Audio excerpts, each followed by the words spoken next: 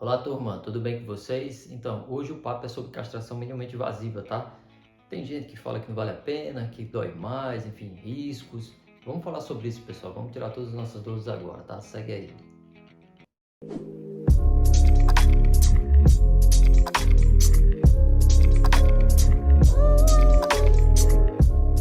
Então, turma, vamos lá? Castração minimamente invasiva são técnicas utilizadas, né, em pacientes, seja cadelas ou gatas, mas aqui a gente vai abordar, com certeza a gente vai falar de gatas. Então, essa é um tipo, né, de técnica que a gente vai utilizar a uma abordagem mínima, ou seja, uma incisão mínima, né, uma manipulação mínima nos tecidos desse paciente. A gente utiliza geralmente o chamado gancho de castração, tá? O gancho de ovário-esterectomia, né? Então, por isso que em muitos lugares a gente vai escutar falar a técnica do gancho, né? Que é utilizado justamente esse instrumento cirúrgico que facilita, né, a pescaria do corpo uterino. E o principal objetivo, justamente, é muito utilizado, os norte-americanos utilizam bastante, né, na castração precoce, principalmente, né? Então, uma técnica que se utiliza muito em pacientes jovens, né? Mas o intuito geralmente é diminuir o tempo cirúrgico, né? Diminuir a incisão, consequentemente diminuir alguns problemas pós-cirúrgicos, tá? E intracirúrgicos também, que a gente vai abordar. Agora, surge sempre uma discussão: vale a pena fazer a castração minimamente invasiva, né? Tem colega, né? Tem até tutor também, as pessoas perguntam, essa técnica vale a pena, né?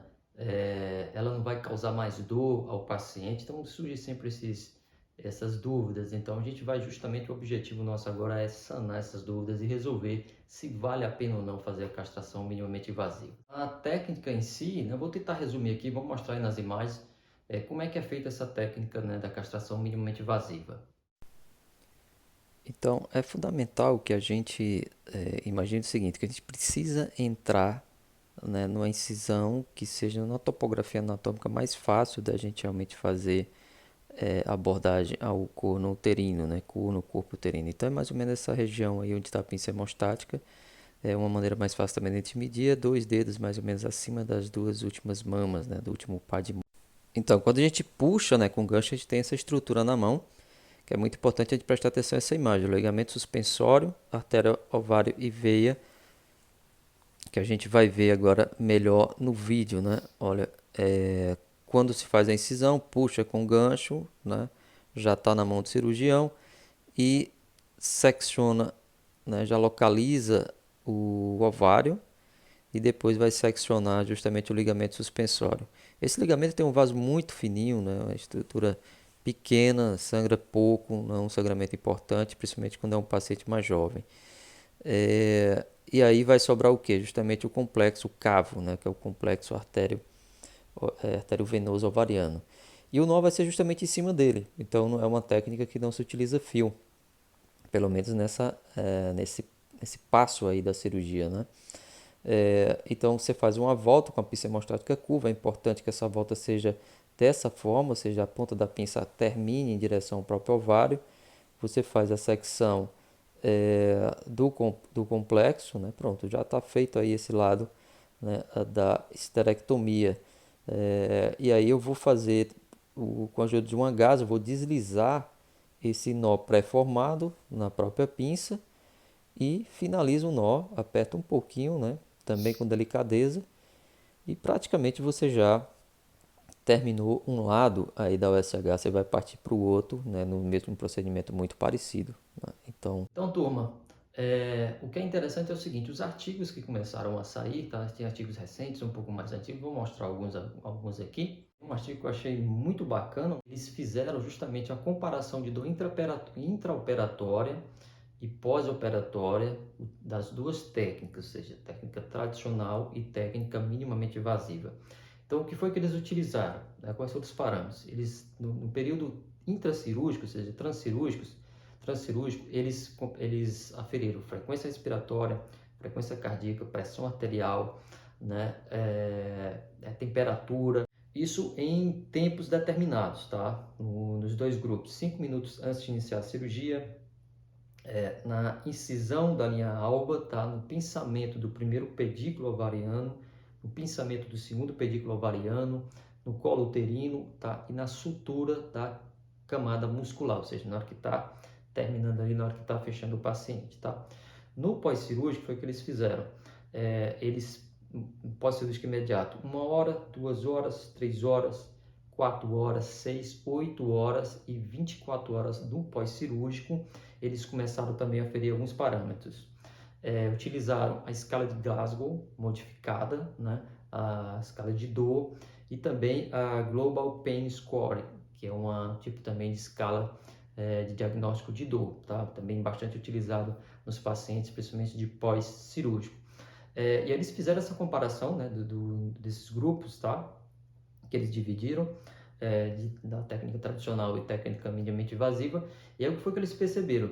Sem diferenças estatísticas, ou seja, não houve diferença alguma em relação à dor que o paciente que fez a minimamente invasiva e dor no paciente que fez a técnica tradicional. Então não houve diferença nenhuma. Então assim, foi um artigo bem mais encorpado, né, em relação ao diagnóstico de dor, utilizou 2 escalas de dor e realmente eles não viram diferença nenhuma nesse paciente que fez a minimamente e o paciente que fez a técnica tradicional.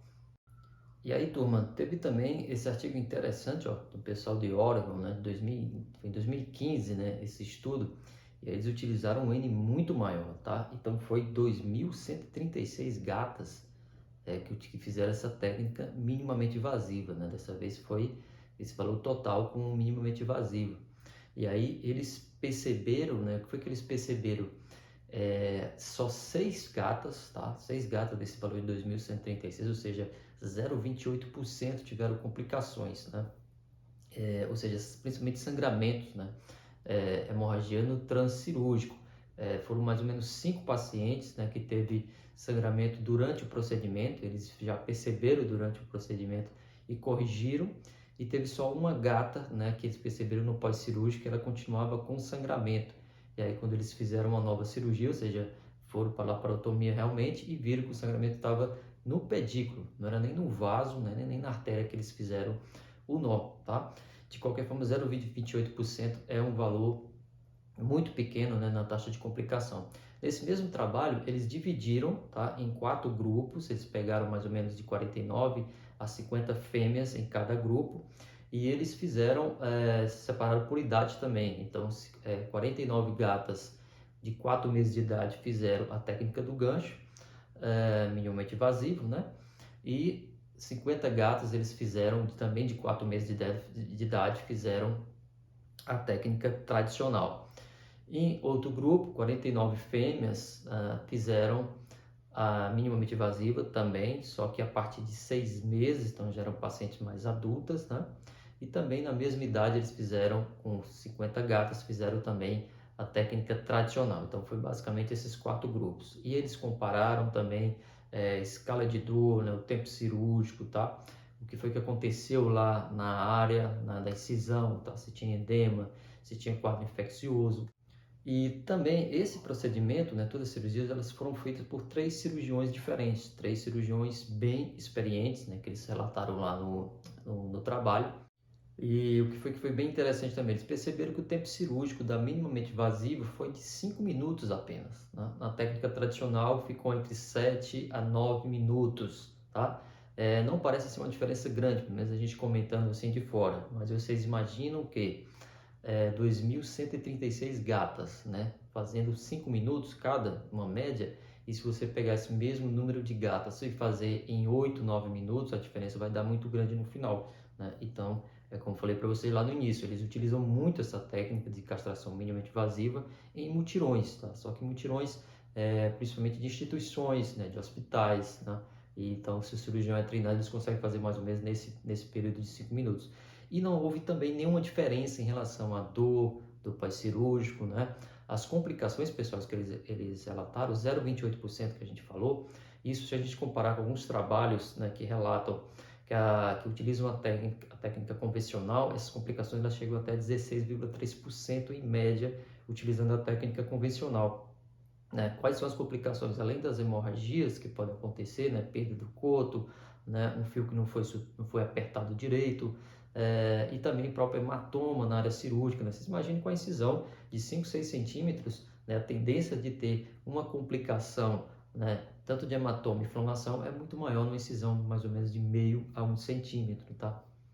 E aí, seguindo, ó, esse terceiro trabalho também, que é de um grupo norte-americano, né, publicado mais recentemente, utilizaram um N maior ainda, então foi 15.927 gatas, tá? Isso no período de 2017 a 2018, eles fizeram todos com a técnica minimamente invasiva. E aí, olhem os resultados, que interessante também. 49 gatas desse grupo de 15.927, ou seja, 0,35%, eles tiveram uma perda do pedículo, rasgou o pedículo na hora que ele foi fazer, né, aquela volta, né, da técnica lá do nó no pedículo. Sendo que 41 delas, né, não houve hemorragia grave. Soltou o pedículo, né, sangrou um pouco, eles conseguiram recuperar, né, e prosseguir o procedimento cirúrgico. 19 gatas dessas 49 gatas, ou seja, 0,12% desse grupo de 49 gatas, houve o sangramento mais importante, principalmente do pedículo e do coto uterino, ou seja, não está relacionado com artéria ovariana, né? Não está relacionado com a artéria ovariana, está relacionado com aquele vaso, aquele pequeno vaso que ainda passa no pedículo, que alguns pacientes sangram. E também um sangramento que pode acontecer no coto uterino, que aí já não está relacionado nem tanto com a técnica, né, minimamente invasiva, porque o procedimento de você remover ali o coto uterino praticamente é o mesmo que a gente utiliza a técnica tradicional. E o que é interessante é que eles perceberam que estava muito relacionado com quem estava fazendo a cirurgia, né?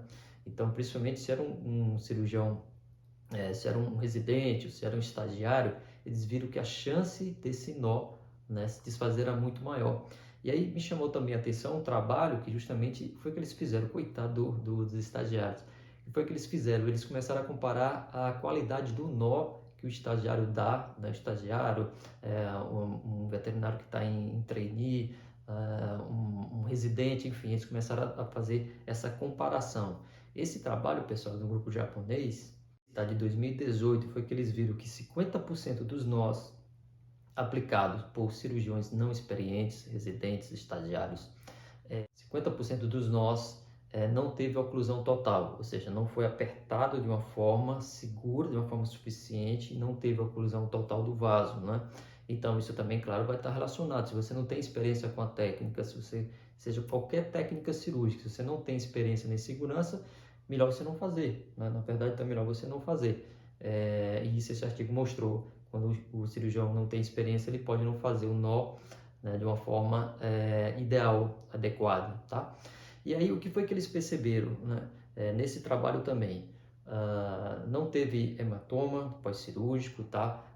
O controle de dor também foi super suficiente, né? Não teve paciente com sinais clínicos de dor, né? Também fizeram aqueles scores, né? Toda a escala de controle de dor, de diagnóstico de dor, desculpe, e realmente não verificaram o dor no pós-operatório desse paciente, tá? O que eles perceberam, né, nesse número de mais de 15 mil de gatos, como falei para vocês, que houve, claro, uma dificuldade do uso da técnica minimamente invasiva, é isso que a gente vê também na prática, tá? Por exemplo, quando a gata está no cio, o estro ele vai atrapalhar porque a tendência é sangrar um pouco mais, né? Pacientes adultos, pacientes gordos, ou seja, tanto adulto, né, um peso maior, mais depósito de gordura ali na cavidade intraabdominal, fica mais difícil a gente fazer aquela pescaria, tá? Mas mesmo assim, se a gente conseguir ir no ponto certo, incisão certa, no local certo, na proporção certa, a gente vai conseguir capturar, né, usar esse gancho de uma forma mais eficiente. Claro, se tiver muito mais gordura, vai ser um pouco mais difícil de se localizar, tá?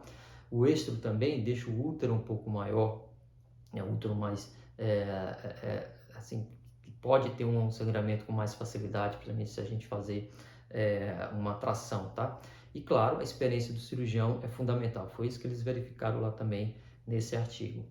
Então, turma, o que eu deixo para vocês realmente são todas essas colocações, né? E a gente tem que tomar realmente uma decisão. O que eu acho é o seguinte, eu concordo plenamente com os artigos, tá? Sem dúvida, minimamente invasiva é muito mais rápida, e aí se você associar essa rapidez com a incisão menor, a recuperação muito mais tranquila para o paciente, cicatrização muito mais rápida, não tem comparação, tá? É só você ver realmente na prática você também precisa usar um pouco do bom senso. Então, uma incisão desse tamanho, se você fosse para cirurgia, você queria o quê? Uma incisão desse tamanho, uma incisão desse tamanho. Então, isso é uma coisa que realmente não tem muito argumento. Em relação à dor, não teve diferença em nenhum trabalho, tá? Nenhum trabalho mostrou que realmente causa dor uma maior por ter tracionado ali o pedículo, tá? Isso também não tem cabimento. Claro, a técnica tem algumas dificuldades, especialmente com o paciente mais obeso, tá? Quando o paciente é mais velho, né? Quando está em estro, e aí vai entrar muito também a experiência do cirurgião, sem dúvida nenhuma, tá? Então eu acho assim, para você criticar uma técnica, você primeiro tem que saber fazê-la, né? Então você não pode criticar uma técnica se você não sabe, não domina. Então isso é fundamental. Não tenho segurança em fazer a minimamente invasiva, tudo bem, faça tradicional, é importante que você castre, né? Mas para o nosso paciente, para o tutor, eu acho bem mais interessante fazer a minimamente invasiva, porque vai sem dúvida diminuir o tempo cirúrgico, consequentemente, a gente sabe quanto maior o tempo cirúrgico, maior o tempo de anestesia e assim maior chance de complicações, queda de temperatura. A gente sabe que quanto mais tempo esse paciente está na mesa cirúrgica, mais chance tem de ter uma infecção, né? De gerar ali uma infecção nosocomial, por mais que você tenha todo um processo estéreo, né? Uma sala instrumental, enfim, a gente não vai comentar sobre isso, que claro, tem que estar tudo estéreo, mas os artigos mostram também que tem, quanto mais tempo de cirurgia, mais tempo é a chance de ter infecção pós-cirúrgica, tá? Então, além da recuperação mais rápida, né, você diminui o risco desse paciente no próprio procedimento cirúrgico.